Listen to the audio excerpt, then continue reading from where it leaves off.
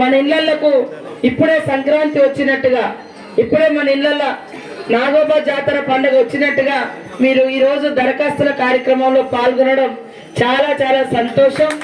తప్పకుండా స్కూల్ గురించి కానీ, నీళ్ళ గురించి కానీ, పొడి భూములు కానీ, ఇండ్ల సమస్య కానీ, ఏ సమస్య ఉన్నా మీ ఆడబిడ్డలాగా నేను మీకు అందుబాటులో ఉండి సేవ చేస్తాం.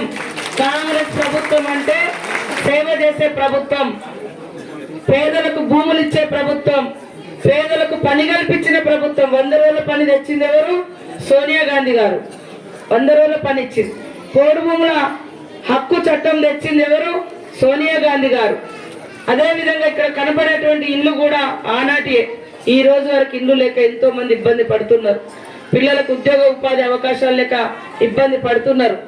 ఇది గడీల పాలన కాదు, గల్లీ బిడ్డల పాలన కాంగ్రెస్ పాలన అంటే.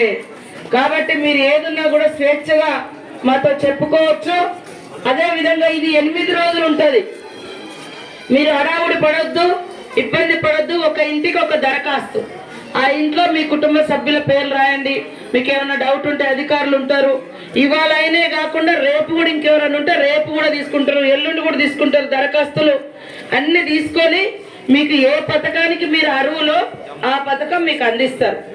కాబట్టి అందరూ కూడా సర్పంచ్ గారు, ఎంపీటీసీలు, జెడ్పీటీసీలు, స్థానిక యువకులు, ఇక్కడటువంటి ఉద్యోగులు, ఎందుకంటే నిరక్షరాస్యత ఎక్కువ ఉంటుంది, చదువు రానటువంటి మన ఆదివాసీ జనాలు ఎక్కువ ఉంటారు, లేదా ఇతర కమ్యూనిటీలలో కూడా, దళితులలో కూడా మరి చదువు రానటువంటి పెద్దలు కూడా ఉంటారు.